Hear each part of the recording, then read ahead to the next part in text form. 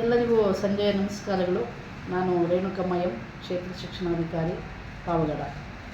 Sir, 2025-26ನೇ ಸಾಲಿನ SSLC ಪರೀಕ್ಷೆಯ ಮೊದಲನೇ ಫಲಿತಾಂಶ ಪ್ರಕಟವಾಗಿದ್ದು, ನಮ್ಮ ತಾಲೂಕಿನ ಫಲಿತಾಂಶವು 88.62% ಬಂದಿರುತ್ತದೆ.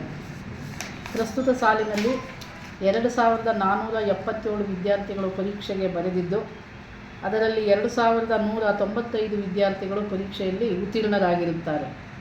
ಹಾಗಾಗಿ ಒಟ್ಟು ಫಲಿತಾಂಶ 88.62 ಆಗಿರುತ್ತದೆ. ವಿದ್ಯಾರ್ಥಿಗಳ ಫಲಿತಾಂಶದಲ್ಲಿ ಬಾಲಕರ ಫಲಿತಾಂಶವನ್ನು ನೋಡಿದಾಗ 87% ಸಾಧನೆಯನ್ನು ಮಾಡಿರುತ್ತಾರೆ.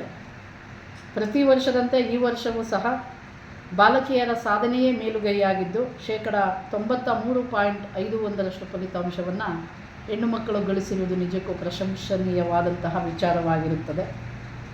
24-25ನೇ ಸಾಲಿನಲ್ಲಿ ಪಾವಗಡ ತಾಲೂಕಿನ SSLC ಫಲಿತಾಂಶವು 55%. 25-26ನೇ ಸಾಲಿನಲ್ಲಿ ಈ ತಾಲೂಕಿನ ಫಲಿತಾಂಶವು 88.62 ಇದ್ದು, ಕಳೆದ ಸಾಲಿಗೆ ಹೋಲಿಸಿಕೊಂಡರೆ ಈ ಸಾಲಿನಲ್ಲಿ 34% ಹೆಚ್ಚಳವಾಗಿರುವಂಥ ಫಲಿತಾಂಶವನ್ನು ನೀಡಿರುವುದು ನಿಜಕ್ಕೂ ಶ್ಲಾಘನೀಯವಾಗಿರುವಂಥ ವಿಚಾರ. ಈ ಒಂದು 34% ಫಲಿತಾಂಶವನ್ನು ಹೆಚ್ಚಳ ಮಾಡುವುದಕ್ಕೆ ಶ್ರಮಿಸಿದಂತಹ ಎಲ್ಲ ವಿದ್ಯಾರ್ಥಿನಿಯರು, ಪೋಷಕರು, ಶಿಕ್ಷಣಾಸಕ್ತರು, ಮುಖ್ಯ ಶಿಕ್ಷಕರು, ಶಿಕ್ಷಕರು ಹಾಗೂ ನಮಗೆ ಮಾರ್ಗದರ್ಶನವನ್ನು ನೀಡಿದಂತಹ ಜಿಲ್ಲೆಯ ಉಪನಿರ್ದೇಶಕರು, ಶಿಕ್ಷಣಾಧಿಕಾರಿಗಳು ಹಾಗೂ ವಿಷಯ ಪರಿವೀಕ್ಷಕರು, ನನ್ನ ತಾಲೂಕಿನಲ್ಲೇ ಕ್ಷೇತ್ರ ಶಿಕ್ಷಣಾಧಿಕಾರಿಗಳ ಕಚೇರಿಯಲ್ಲಿ ಕಾರ್ಯನಿರ್ವಹಿಸುತ್ತಿರುವಂತಹ ಎಲ್ಲ ನನ್ನ ಶಿಕ್ಷಣ ಸಂಯೋಜಕರು ಹಾಗೂ ಇದಕ್ಕೆ ಯಾವಾಗಲೂ ಮಾರ್ಗದರ್ಶನವನ್ನು ನೀಡಿದಂತಹ ಈ ತಾಲೂಕಿನ BRC ಕೋಆರ್ಡಿನೇಟರ್ ಆದಂತಹ ಶ್ರೀ G. ವೆಂಕಟೇಶ್ರವರಿಗೆ ನಾನು ಅಭಿನಂದನೆಗಳನ್ನು ಸಲ್ಲಿಸುತ್ತೇನೆ. ಹಾಗೆ ವಿದ್ಯಾರ್ಥಿಗಳನ್ನು ವಿಶ್ವಾಸಕ್ಕೆ ತೆಗೆದುಕೊಂಡು ಮನೆಯಲ್ಲಿ ಓದುವುದಕ್ಕೆ ಹೆಚ್ಚು ಗಮನವನ್ನು ನೀಡಿ ಮಕ್ಕಳ ಫಲಿತಾಂಶವನ್ನು ಸುಧಾರಣೆ ಮಾಡುವಲ್ಲಿ ಪೋಷಕರ ಪಾತ್ರವೂ ಮಹತ್ತರವಾಗಿದೆ. ಹಾಗಾಗಿ ಪೋಷಕರಿಗೂ ನಾನು ಧನ್ಯವಾದಗಳನ್ನು ಅರ್ಪಿಸುತ್ತಿದ್ದೇನೆ.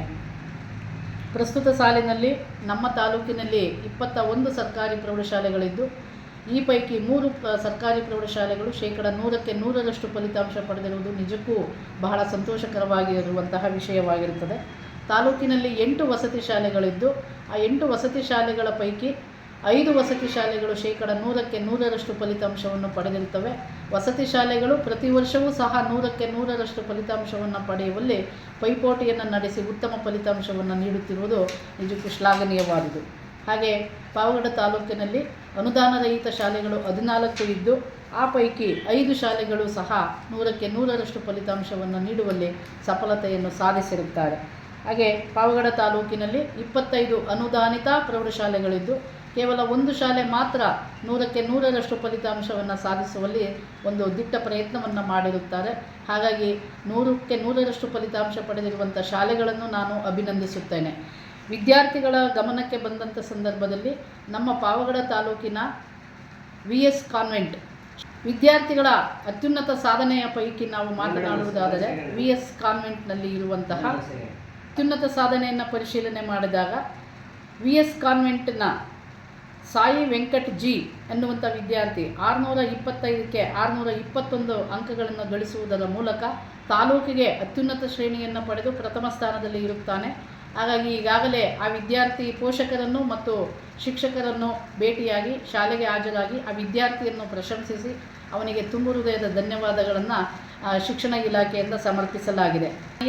2ನೇ ಸ್ಥಾನವನ್ನು ಪಡೆದಿರುವಂತಹ ಉಷಾ ಕಿರಣ್ CN ಈ ವಿದ್ಯಾರ್ಥಿ ನಮ್ಮ ಪ್ರಾಥಮಿಕ ಶಾಲಾ ಶಿಕ್ಷಕರ ಆದಂತಹ ನಾಗೇಂದ್ರ ಕುಮಾರ್ರವರ ಸುಪುತ್ರಿಯಾಗಿದ್ದು, ಆ ಮಗುವೂ ಸಹ 625ಕ್ಕೆ 616 ಅಂಕಗಳನ್ನು ಗಳಿಸುವುದರ ಮುಖಾಂತರ ತಾಲೂಕಿಗೆ ಪ್ರಥಮ ಹೆಣ್ಣು ಮಗಳು ಅತ್ಯುನ್ನತ ಶ್ರೇಣಿಯಲ್ಲಿ ಪಾಸಾಗಿರುವುದು ನಿಜಕ್ಕೂ ನಮಗಾದರೂ ಹೆಮ್ಮೆಯನ್ನು ಉಂಟು ಮಾಡುತ್ತದೆ.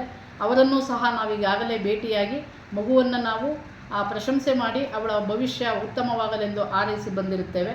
ಹಾಗೂ 3ನೇ ಸ್ಥಾನವನ್ನು ಪಡೆದಿರುವಂಥ ವಿದ್ಯಾರ್ಥಿನಿ ರಿಷಿತಾ N ಸಹನಾ ಕಾನ್ವೆಂಟ್ ಕೋಟಗುಡ್ಡ ಈ ವಿದ್ಯಾರ್ಥಿ 3ನೇ ಸ್ಥಾನವನ್ನು ಪಡೆದಿದ್ದು, ಅವಳಿಗೂ ಸಹ ನಾನು ಧನ್ಯವಾದಗಳನ್ನು ಅರ್ಪಿಸುತ್ತಿದ್ದೇನೆ. ಅತಿ ಹೆಚ್ಚು ಅಂಕಗಳನ್ನು ಗಳಿಸಿ 1, 2, 3ನೇ ಸ್ಥಾನವನ್ನು ಗಳಿಸಿರುವಂಥ ಎಲ್ಲ ವಿದ್ಯಾರ್ಥಿನಿಯರಿಗೆ ಶಾಲಾ ಶಿಕ್ಷಣ ಇಲಾಖೆ ಅಭಿನಂದಪೂರ್ವಕವಾದಂತಹ ಧನ್ಯವಾದಗಳನ್ನು ಹಾಗೂ ಉತ್ತಮ ಭವಿಷ್ಯವನ್ನು ಹಾರೈಸುತ್ತದೆ. ಹಾಗೆ ಅನುತ್ತೀರ್ಣರಾಗಿರುವಂಥ ವಿದ್ಯಾರ್ಥಿಗಳು ಸಹ ಇಲ್ಲಿ ಬಹಳ ಪ್ರಮುಖ ಪಾತ್ರವನ್ನು ವಹಿಸುತ್ತಾರೆ. ಯಾವುದೇ ವಿದ್ಯಾರ್ಥಿಯು ಅನುತ್ತೀರ್ಣರಾಗಿದ್ದಂಥ ಸಂದರ್ಭದಲ್ಲಿ ತೃಪ್ತಿಗೆಡುವಂತಹ ಒಂದು ಆ ಕೆಲಸವನ್ನು ಯಾರೂ ಮಾಡಬಾರ್ದು ಅಂತ ನಾನು ಮಕ್ಕಳಲ್ಲಿ ಮನವಿ ಮಾಡಿಕೊಳ್ಳುತ್ತೇನೆ. ಅನುತ್ತೀರ್ಣರಾಗಿರುವಂತಹ ಮಕ್ಕಳ ಪೋಷಕರು ಸಹ ಮಕ್ಕಳಿಗೆ ಯಾವುದೇ ವಿಧವಾಗಿರುವಂಥ ನಕಾರಾತ್ಮಕ ಚಿಂತನೆಗಳನ್ನು ಮಕ್ಕಳ ಜೊತೆ ಚರ್ಚೆ ಮಾಡದೆ, ಅವರಿಗೆ ಯಾವುದೇ ಗಾಬರಿ ಹುಟ್ಟಿಸದೆ ಮುಂದಿನ ಭವಿಷ್ಯಕ್ಕೆ ಪರೀಕ್ಷೆಗಳನ್ನು ಕಟ್ಟಿ ಪಾಸ್ ಮಾಡುವಂತಹ ಸೋಪಾನವಾಗಿರುವುದರಿಂದ ಸೋತೆ ಎಂದು ಸೊರಗಬೇಡಿ, ಗೆದ್ದೆ ಎಂದು ಬೀಗಬೇಡಿ, ಸೋತವನಿಗೆ ಸೊರಬಾಳು ಅನ್ನುವಂತೆ ಮುಂದೆ ನಿಮಗೆ ಭವಿಷ್ಯ ಇನ್ನೂ ಇದೆ. ಮುಂದಿನ ಪರೀಕ್ಷೆಯಲ್ಲಿ ಪಾಸ್ ಮಾಡಿಕೊಂಡ್ರೆ ಪ್ರಸ್ತುತ ಸಾಲಿನಲ್ಲಿಯೇ ತಾವು ಮುಂದಿನ ವಿದ್ಯಾಭ್ಯಾಸಕ್ಕೆ ಹೋಗಬಹುದು. ಹಾಗಾಗಿ ಯಾವುದೇ ಕಾರಣಕ್ಕೂ ತಾವು ಗಾಬರಿ ಮಾಡಿಕೊಳ್ಳದೆ, ಭಯ ಪಡದೆ, ಬೇರೆ ಯಾವುದೇ ವಿಧವಾಗಿರುವಂಥ ಚಿಂತೆಗಳನ್ನು ಮಾಡದೆ ಮತ್ತೊಂದು ಬಾರಿ ಈ 2ನೇ SSLC ಪರೀಕ್ಷೆಯಲ್ಲಿ ನೀವು ಅತ್ಯುನ್ನತ ಅಂಕಗಳನ್ನು ಗಳಿಸೋದಕ್ಕೆ ಇರುವಂಥ ದಿನಗಳನ್ನು ಸದುಪಯೋಗ ಮಾಡಿಕೊಂಡು ಓದಿನ ಕಡೆಗೆ ಹೆಚ್ಚು ಗಮನ ಕೊಡಬೇಕು ಅಂತ ನಾನು ಅನುತ್ತೀರ್ಣರಾಗಿರುವಂಥ ವಿದ್ಯಾರ್ಥಿಗಳಿಗೂ ನಾನು ಮನವಿ ಮಾಡುತ್ತೇನೆ. ಕಳೆದ ಸಾಲಿಗಿಂತ ಪ್ರಸ್ತುತ ಸಾಲಿನಲ್ಲಿ 34% ಫಲಿತಾಂಶ ಸುಧಾರಣೆ ಆಗಿರೋದಕ್ಕೆ ಕಾರಣ ಕ್ಷೇತ್ರ ಶಿಕ್ಷಣಾಧಿಕಾರಿಗಳು ಮತ್ತು ತಂಡದವರು ನಿರಂತರವಾಗಿ ಪ್ರೌಢಶಾಲೆಗಳಿಗೆ ಭೇಟಿ ನೀಡಿ ಮಕ್ಕಳೊಂದಿಗೆ ಸಮಾಲೋಚನೆ ಮಾಡಿ ಶಿಕ್ಷಕರ ಒಂದು ಸಭೆಗಳನ್ನು ನಡೆಸಿ ಮಕ್ಕಳಿಗೆ ಅಗತ್ಯವಿರುವಂತಹ ಒಂದು ಪ್ರೇರಣೆಯನ್ನು ನೀಡುವಂಥ ಕಾರ್ಯವನ್ನು ನಾವು ನಿರಂತರವಾಗಿ ಮಾಡಿದ್ದೇವೆ. 2ನೇದಾಗಿ ಮಾನ್ಯ ಉಪನಿರ್ದೇಶಕರು ಮತ್ತು ಶಿಕ್ಷಣ ಇಲಾಖೆಯ ಶಿಕ್ಷಣಾಧಿಕಾರಿಗಳು ನೀಡುವಂತಹ ಸಲಹೆ ಮತ್ತು ಸೂಚನೆಗಳನ್ನು ಆಗಾಗ್ಗೆ ನಾವು ಮುಖ್ಯ ಶಿಕ್ಷಕರ ಸಭೆಗಳಲ್ಲಿ ತಿಳಿಸುತ್ತಾ ಅವುಗಳ ಅನುಪಾಲನೆ ಮಾಡುವುದರ ಮುಖಾಂತರವೂ ಸಹ ಮಕ್ಕಳಲ್ಲಿ ಓದುವಂಥ ಒಂದು ಉನ್ನತ ಅಭ್ಯಾಸವನ್ನು ಬೆಳೆಸೋದಕ್ಕೆ ನಾವೆಲ್ಲವೂ ಪ್ರೇರಣೆಯನ್ನು ನೀಡಿರುತ್ತೇವೆ. 3ನೇದಾಗಿ ರಾಜ್ಯ ಮಟ್ಟದಿಂದ ಮಾನ್ಯ ಪ್ರಧಾನ ಕಾರ್ಯದರ್ಶಿಗಳು ಮತ್ತು ತಂಡದವರು ಪ್ರತಿ ಜಿಲ್ಲೆಗೆ ಭೇಟಿ ನೀಡಿ ಪ್ರಸ್ತುತ ಸಾಲಿನ SSLC ಫಲಿತಾಂಶವನ್ನು ಸುಧಾರಣೆ ಮಾಡುವಲ್ಲಿ ಬ್ಲೂ ಪ್ರಿಂಟ್ ಮತ್ತು 4 ಮಾದರಿ ಪ್ರಶ್ನೆ ಪತ್ರಿಕೆಗಳನ್ನು ನೀಡಿ ಈ ಒಂದು ಬ್ಲೂ ಪ್ರಿಂಟ್ ಮತ್ತು ಮಾದರಿ ಪ್ರಶ್ನೆ ಪತ್ರಿಕೆಗಳನ್ನು ಅಭ್ಯಾಸ ಮಾಡಿದರೆ ಸಾಕು ಉತ್ತಮವಾಗಿ ಫಲಿತಾಂಶ ಬರುತ್ತದೆ ಎಂಬುವಂಥ ಧೈರ್ಯವನ್ನು ನಮಗೆ ತುಂಬಿದ್ದರಿಂದ ಯಥಾವತ್ತಾದಂತಹ ನೀಲಿ ನಕಾಶೆ ಮತ್ತು ಹಿಂದಿನ ಪ್ರಶ್ನೆ ಪತ್ರಿಕೆಗಳು ಹಾಗೂ ಇಲಾಖೆಯಿಂದ ನೀಡಿದಂಥ 4 ವರ್ಷದ ಪ್ರಶ್ನೆ ಪತ್ರಿಕೆಗಳನ್ನೇ ಮಕ್ಕಳಿಗೆ ಹೆಚ್ಚು ಹೆಚ್ಚು ಅಭ್ಯಾಸ ಮಾಡುವುದರ ಮುಖಾಂತರ C+ ಮಕ್ಕಳಿಗೆ ಹೆಚ್ಚು ಒತ್ತನ್ನು ಕೊಡುವುದರ ಮುಖಾಂತರ ನಾವು ಫಲಿತಾಂಶವನ್ನು ಸುಧಾರಣೆ ಮಾಡೋದಕ್ಕೆ ಸಾಧ್ಯ ಆಯಿತು ಅಂತ ನಾನು ಮಾನ್ಯ ಪ್ರಧಾನ ಕಾರ್ಯದರ್ಶಿಯವರು ಮತ್ತು ಶಿಕ್ಷಣ ಇಲಾಖೆಯ ಎಲ್ಲ ಅಧಿಕಾರಿಗಳು ಹಾಗೂ ನಮ್ಮ ಜಿಲ್ಲೆಯ ಉಪನಿರ್ದೇಶಕರು ಮತ್ತು ಶಿಕ್ಷಣಾಧಿಕಾರಿಗಳನ್ನು ನಾವು ಅಭಿನಂದಿಸುತ್ತೇವೆ. ಅನುತ್ತೀರ್ಣರಾಗಿರುವಂಥ ವಿದ್ಯಾರ್ಥಿಗಳು ಈಗಾಗಲೇ ರಜಾ ಇದೆ. ಈ ದಿನ ಫಲಿತಾಂಶ ಹೊರಬಂದಿದೆ. ಇನ್ನೊಂದು ವಾರದೊಳಗಡೆ ಅವರಿಗೆ ಪರೀಕ್ಷೆ ಕಟ್ಟೋದಕ್ಕೆ ಅವಕಾಶ ಮಾಡಿಕೊಡ್ತೇವೆ. ಅವರು ಪರೀಕ್ಷೆ ಕಟ್ಟಿದ ನಂತರ ಶಾಲೆಯ ಶಿಕ್ಷಕರನ್ನು ಭೇಟಿಯಾಗಿ ಯಾವ ವಿಷಯಗಳಲ್ಲಿ ಅವರು ಅನುತ್ತೀರ್ಣರಾಗಿರುತ್ತಾರೋ ಆ ಶಾಲಾ ಶಿಕ್ಷಕರನ್ನು ಭೇಟಿಯಾಗಿ ಅವರನ್ನು ಮಾತನಾಡಿಸಿ ಅಥವಾ ಅವರಿಗೆ ಕ್ಲಿಷ್ಟಾಂಶವಾಗಿರುವಂಥ ಅಂಶಗಳ ಬಗ್ಗೆ ಚರ್ಚೆ ಮಾಡೋದಕ್ಕೆ ಶಿಕ್ಷಕರನ್ನ ಮಾತನಾಡಿದ್ರೆ ಖಂಡಿತ ಅವರು ಅನುತ್ತೀರ್ಣರಾಗಿರುವ ವಿಷಯಗಳಿಗೆ ಮತ್ತೊಮ್ಮೆ ಬೋಧನೆ ಮಾಡೋದಕ್ಕೆ ಅವರು ಸಿದ್ಧರಿದ್ದಾರೆ. ಈಗ ಇದರ ಬಗ್ಗೆ ಇಲಾಖೆ ನಿರ್ದೇಶನವೂ ಸಹ ಇರುತ್ತದೆ ಸರ್. 2026 ಮತ್ತು 27ನೇ ಸಾಲಿನಲ್ಲಿ ಪಾವಗಡ ತಾಲೂಕನ್ನು ಜಿಲ್ಲಾ ಮಟ್ಟದ 1ನೇ ಸ್ಥಾನಕ್ಕೆ ತರಲು ಶಾಲೆ ಯೋಜನೆಗಳನ್ನು ಹಿಂದೆ ಹಾಕೊಳ್ಳುವಂಥದ್ದು ಖಂಡಿತ ಮಾಡ್ತಾ ಇದ್ದೀವಿ ಸರ್. ಈಗಾಗಲೇ ಮಾನ್ಯ ಉಪನಿರ್ದೇಶಕರು 2026-27ನೇ ಸಾಲಿನ SSLC ಫಲಿತಾಂಶ ಉತ್ತಮೀಕರಣ ಮಾಡೋದಕ್ಕೆ ಮಾಡಬೇಕಾದಂಥ ಕ್ರಿಯಾ ಯೋಜನೆಯನ್ನು ಈಗಾಗಲೇ ನಮಗೆ ಮಾಡೋದಕ್ಕೆ ಹೇಳಿದ್ದಾರೆ.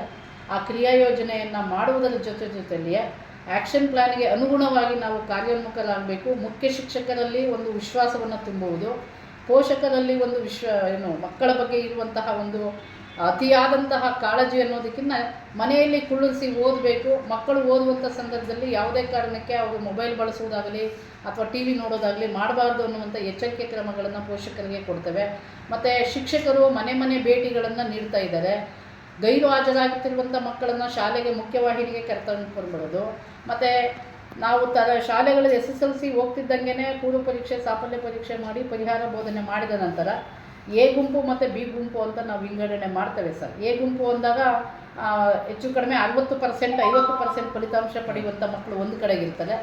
50ಕ್ಕಿಂತ ಅಥವಾ 40ಕ್ಕಿಂತ ಕಡಿಮೆ ಅಂಕಗಳನ್ನು ಗಳಿಸುವಂಥ ಮಕ್ಕಳು B ಗುಂಪು ಅಂತ ಮಾಡಿಕೊಂಡು B ಗುಂಪಿಗೆ ವಿಶೇಷವಾಗಿರುವಂಥ ತರಗತಿಗಳನ್ನು ವಿಶೇಷ ರೀತಿಯಲ್ಲಿ ಮಾಡುವುದು. A ಗುಂಪಿನ ವಿದ್ಯಾರ್ಥಿಗಳಿಗೆ ಅವರು ಸ್ವಲ್ಪ ಹೇಳಿದ್ರೆ ಸಾಕು ಬೇಗನೆ ಕ್ಯಾಚ್ ಮಾಡಿಕೊಂಡು ಓದ್ತಾರೆ. ಅವರಿಗೆ ಸ್ವಲ್ಪ ಪುಷ್ ಮಾಡಿ ಮಾರ್ಗದರ್ಶನ ಮಾಡುವಂಥ ಕೆಲಸವನ್ನು ಪಾಠದ ಜೊತೆಯಲ್ಲೇ ಮಕ್ಕಳನ್ನು ಕರೆದೊಯ್ಯುವಂಥ ಒಂದು ಉತ್ತಮಾಂಶಗಳನ್ನು ನಾವು ಕೈಗೊಳ್ಳಬೇಕು ಅಂತ ಉಪನಿರ್ದೇಶಕರ ನಿರ್ದೇಶನದ ಮೇರೆಗೆ ನಾವು ಆ್ಯಕ್ಷನ್ ಪ್ಲ್ಯಾನನ್ನು ಮಾಡೋದಕ್ಕೆ ಸಿದ್ಧರಾಗಿದ್ದೇವೆ. ಈಗ ಫಲಿತಾಂಶ ಬಂದಿದೆ. ಫಲಿತಾಂಶ ಬಂದ ನಂತರ ಎಲ್ಲ ಶಾಲೆಗಳ ಪ್ರೌಢಶಾಲಾ ಮುಖ್ಯ ಶಿಕ್ಷಕರನ್ನ ಸಭೆ ಕರೆದು ಅವರವರ ಶಾಲೆಗಳಲ್ಲಿ ಕ್ರಿಯಾ ಯೋಜನೆಯನ್ನು ಮಾಡಿ ಅದರಂತೆ ಕಾರ್ಯೋನ್ಮುಖರಾಗಬೇಕು ವರ್ಷಪೂರ್ತಿ ಅನ್ನೋದನ್ನು ನಾವು ನೀಡೋದಕ್ಕೆ ಈಗಾಗಲೇ ನಾವು ಮಾನಸಿಕವಾಗಿ ಸಿದ್ಧರಾಗಿದ್ದೇವೆ. ಸೋಮವಾರ ಅಥವಾ ಮಂಗಳವಾರ ನಾವು ಮುಖ್ಯ ಶಿಕ್ಷಕರ ಸಭೆಯನ್ನು ಕರೆದು ಈಗ ಈ ಬಂದಿರುವಂಥ ಫಲಿತಾಂಶದಲ್ಲಿ ಏರಿಳಿತವಾಗಿರೋದಕ್ಕೆ ಕಾರಣಗಳನ್ನು ಪತ್ತೆ ಹಚ್ಚಿಕೊಂಡು ಮುಂದಿನ ಸಾಲಿನಲ್ಲಿ ಆ ಸಮಸ್ಯೆಗಳು ಉದ್ಭವ ಆಗದಂತೆ ಮಕ್ಕಳಿಗೆ ಈಗಲಿಂದಲೇ ವಿಶೇಷ ತರಗತಿಗಳು, ಗುಂಪು ಅಧ್ಯಯನವನ್ನು ಮಾಡುವಂಥದ್ದು, ಅವರ ಒಂದು ಕಲಿಕಾಂಶಗಳ ಮೇಲೆ ಅಥವಾ ಕಲಿಕಾ ಮಾರ್ಗದ ಮೇಲೆ ಅವರಿಗೆ ವಿಂಗಡಣೆಯನ್ನು ಮಾಡಿಕೊಂಡು ಅವರನ್ನು ಪುಷ್ಟಿ ನೀಡಿ, ಉತ್ತೇಜನವನ್ನು ನೀಡಿ, ಮಾರ್ಗದರ್ಶನವನ್ನು ನೀಡುವಂಥ ಕೆಲಸವನ್ನು ನಾವು ನಿರಂತರವಾಗಿ ಮಾಡಿ 26-27ನೇ ಸಾಲಿನಲ್ಲಿಯೂ ಸಹ ನಮ್ಮ ಫಲಿತಾಂಶವನ್ನು ಏನು ಈ ವರ್ಷ 34% ಹೆಚ್ಚಳ ಮಾಡಿದ್ದೇವೆ, ಮುಂದಿನ ವರ್ಷಕ್ಕೆ ಕನಿಷ್ಠ ಪಕ್ಷ ಇನ್ನೂ ಒಂದು 10% ಜಾಸ್ತಿ ಮಾಡಿ ಮಧುಗಿರಿ ಜಿಲ್ಲೆಯಲ್ಲಿ ಪ್ರಥಮ ಸ್ಥಾನ ಬರೋದಕ್ಕೆ ನಾವು ಸತತ ಪ್ರಯತ್ನ ಮತ್ತು ದಿಟ್ಟ ಪ್ರಯತ್ನವನ್ನು ನನ್ನ ಶಿಕ್ಷಕರು, ಮುಖ್ಯ ಶಿಕ್ಷಕರು, ವಿದ್ಯಾರ್ಥಿಗಳೊಂದಿಗೆ ನಾವು ಸಹಕಾರ ಪಡ್ಕೊಂಡು ಉತ್ತಮಪಡಿಸೋದಕ್ಕೆ ನಾವು ದಿಟ್ಟ ಪ್ರಯತ್ನ ಮಾಡ್ತೇವೆ ಸರ್.